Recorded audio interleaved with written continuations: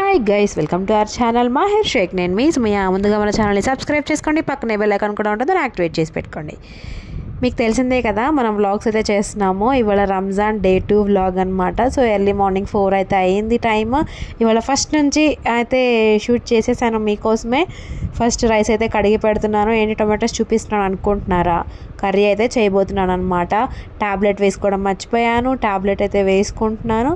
తర్వాత ఆలూని కట్ చేశాను, ఇట్లా పీసెస్ లాగా చేసి మొత్తాన్ని రెడీ చేసేసాను అనమాట కర్రీకి. ఇప్పుడు పోపు దినుసులు అయితే వేసేస్తున్నాను. ఈ రెసిపీ ఆల్రెడీ మన ఛానల్లో ఉంది, కావాలంటే చూసేయండి.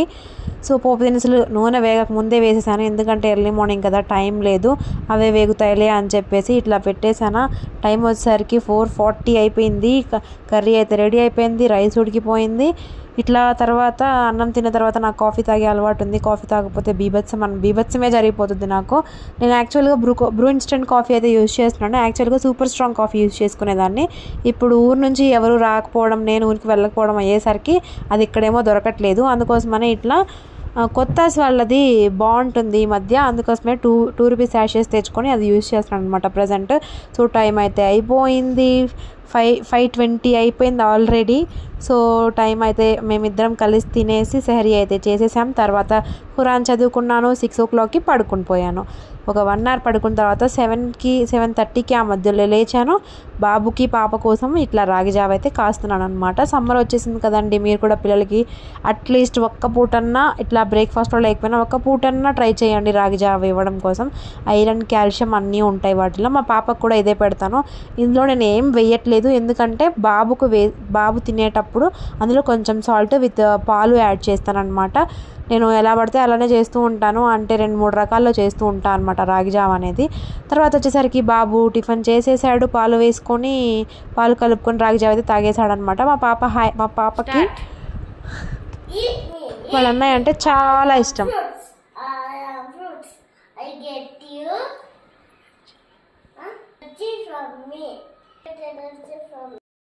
బాబు తనే రెడీ అయిపోయాడు. నేను వాళ్ళ డాడీ ఇద్దరం వెళ్ళి ప్రాజెక్ట్ వర్క్ సబ్మిట్ చేసేసి వదిలిపెట్టేసి వచ్చామన్నమాట. వదిలిపెట్టి వచ్చిన తర్వాత ఒక 10 minutes రిలాక్స్ అయిన తర్వాత పాపకు కూడా టిఫిన్ తినిపించేసి పాలిచ్చేసాను. తనైతే ఆడుకుంటుంది. ఇట్లా పూటకు ఒక డ్రెస్ మారుస్తూ ఉంటుందన్నమాట మా పాప. ఎందుకంటే ఫుడ్ తినేటప్పుడు పడడము, గలీజ్ చేసుకోవడం జరుగుతూ ఉంటుంది. మీకు కనుక చిన్నపిల్లలు ఉన్నట్టయితే అది మీకు ఆల్రెడీ తెలుస్తూ ఉంటుందన్నమాట. తన బుక్స్ అంటే చాలా ఇష్టం. తను చదువుకోదు, కానీ ఇట్లా చూస్తూ ఆడుకుంటూ ఉంటుంది. వాళ్ళ అన్నయ్య హోంవర్క్ చేసినప్పుడు కూడా తను ఇట్లానే చూస్తూ ఉంటుంది. కర్ణాటకలో మన సబ్స్క్రైబర్స్ ఉన్నారని నాకు నిన్న కామెంట్ వచ్చేదాకా తెలియదు. కర్ణాటక ಪ್ರಜలందరికీ ಎಲ್ಲರಿಗೆ ನಮಸ್ಕಾರ. ನಿಮಗೆ ಎಲ್ಲರಿಗೆ ಧನ್ಯವಾದಗಳು. ಎಲ್ಲರೂ ಹೆಂಗಿದ್ದೀರಾ? ಚೆನ್ನಾಗಿದೆ ಅಂದರೆ ಕಾಮೆಂಟ್ ಮಾಡಿ. ಯಾರು ಕಾಮೆಂಟ್ ಮಾಡ್ತಾರೋ ಅವ್ರನ್ನೇ ನಾನು ನೆಕ್ಸ್ಟ್ ಡೇ ವ್ಲಾಗಲ್ಲಿ ಅವ್ರನ್ನೇ ಪರಿಚಯ ಮಾಡಿಸ್ತೀನಿ. సో నెక్స్ట్ వచ్చేసరికి టైం 3 o'clock అయిపోయింది. 3 o'clockకి ఇంకా బాబుని తీసుకొచ్చే టైం అయితే అవుతుందన్నమాట. 3:30కి స్కూల్ అయిపోతుంది. 3 o'clockకి ఈవినింగ్కి నేను రెడీ చేసుకుంటున్నాను అనమాట. ఇవాళ పప్పాయ అయితే కట్ చేసుకుందాం అనుకుంటున్నాను. మా వారు నాకు ముందే చెప్తున్నారు, నేను ఆఫీస్కి వెళ్తున్నానని నువ్వు ఏం చేసుకోకుండా తినకుండా ఉండొద్దు, ఏదో ఒకటి చేసుకొని అని చెప్తున్నారనమాట. అంటే నేను ఒక్కదాన్నే కదా, నేను అంత ఎక్కువ ఏం కుక్ చేసుకోను. సో ఫ్రూట్స్తో అడ్జస్ట్ అవుదాం అనుకుంటున్నాను, ఎందుకంటే ఆయన లేకపోతే నాకు అంత ఏం నీడ్ లేదనమాట.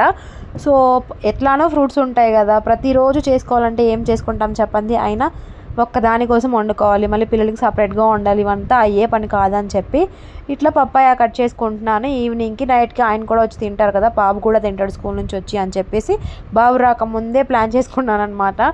అసలు పని ఎంత టైం అడ్జస్ట్ చేసుకున్నా కానీ టైం వెళ్ళిపోతూ ఉంటుంది, పని కూడా ఆగిపోతూ ఉంటుంది, ఏంటో ఉంటూనే ఉంటుంది పని అంతా.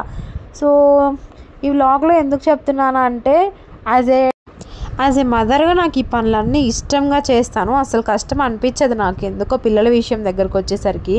కానీ ఈ ఇయర్ రోజా ఉండడం, ఉపవాసం ఉండడం పెద్ద టాస్క్ అనే అనిపించింది. ఎందుకంటే నేను ప్రామిస్ చేసుకున్నాను, నేను ఎట్లాగైనా ఇది అచీవ్ చేయాలి అన్నట్టు. లైఫ్లో ఏంటో ఏదో అనుకుంటున్నాను, ఏదో చేసేస్తున్నాను, నాకే అర్థం అవ్వట్లేదు. సో ఇది వచ్చేసరికి ఫస్ట్ ట్రయల్ లాంటిది అనమాట. దేవుడు బ్లెస్సింగ్స్ ఉంటే ఏదైనా చేయొచ్చు అనడానికి ఇదొక రీజన్. ఏం లేదు, ప్రతి ఇయర్ ఉంటాను, కానీ ఈ ఇయర్ ఎందుకో ఛాలెంజింగ్గా అనిపిస్తుంది. సో యూట్యూబ్ కూడా సక్సెస్ అవ్వాలని అనుకుంటున్నాను.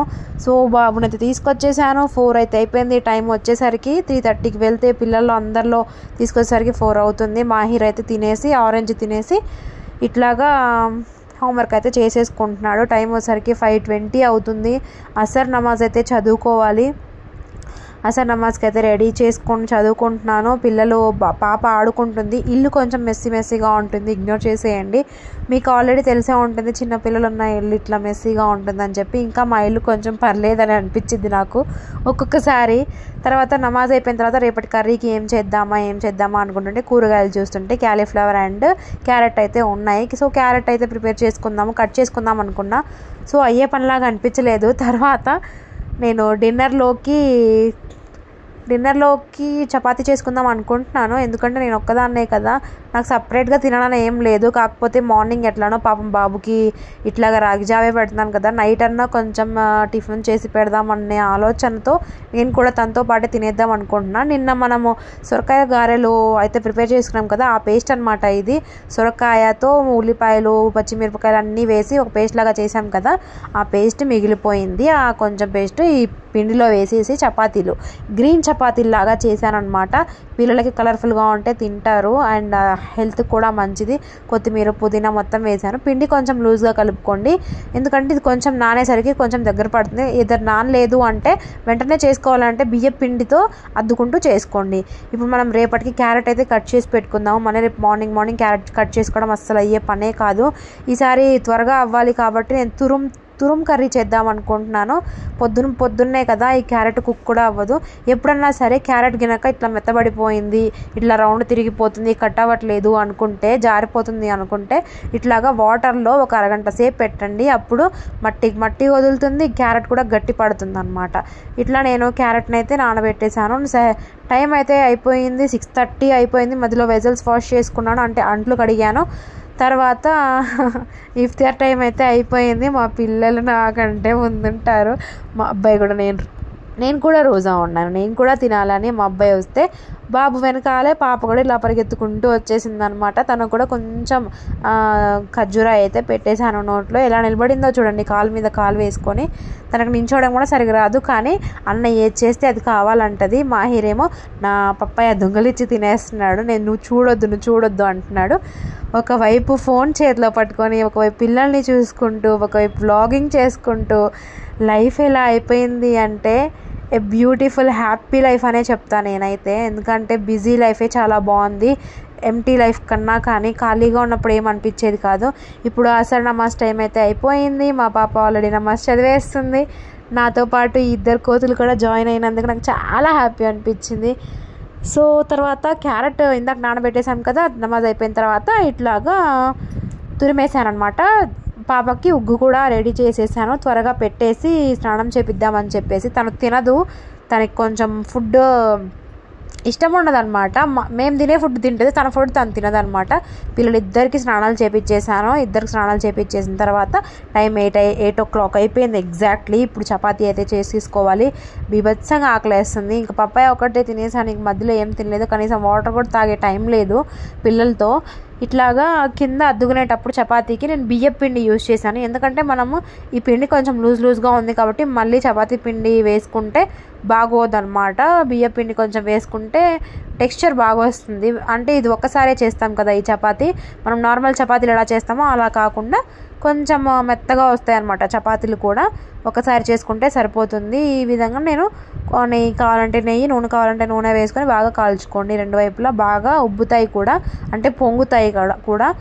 ఇట్లాగా నేను ఒకసారి చేసుకున్న తర్వాత మా పాప సంక అయితే ఎక్కేసింది. ఇంకా తన వల్ల అవ్వట్లేదు, తను ఇంకా ఉండలేకపోతుంది నేను లేకుండా. సంకలో ఉండి ఇట్లాగా చూస్తూ ఉందన్నమాట. తనను ఎత్తుకొనే నేను ఇట్లా కుకింగ్ అయితే చేసేసుకున్నాను. సో ఫైనల్గా డిన్నర్కి అయితే వచ్చేసాము. బాబు నేను ఇద్దరం ఒకే ప్లేట్లో పెట్టుకొని తినేస్తున్నాం అనమాట. పొద్దున్న కర్రీ చేశాను, గుర్తుందా మీకు? ఎప్పుడో ఫస్ట్లో చూపించాను. ఆలు బఠానీ కర్రీ టొమాటోస్ వేస్ట్ చేశాను కదా, ఆ కర్రీ చపాతీలోకి సూపర్ ఉందన్నమాట. అస్సలు మిగలకుండా మొత్తం అయిపోయింది. సో ఇవాళ వ్లాగ్ అయితే అయిపోయింది. మీరు ఎంజాయ్ చేశారని అనుకుంటున్నాను. కర్ణాటక పీపుల్ ಎಲ್ಲರಿಗೆ ನಮಸ್ಕಾರ ಆ್ಯಂಡ್ ಧನ್ಯವಾದಗಳು. Thank you so much for watching guys. Don't forget to subscribe. Thank you.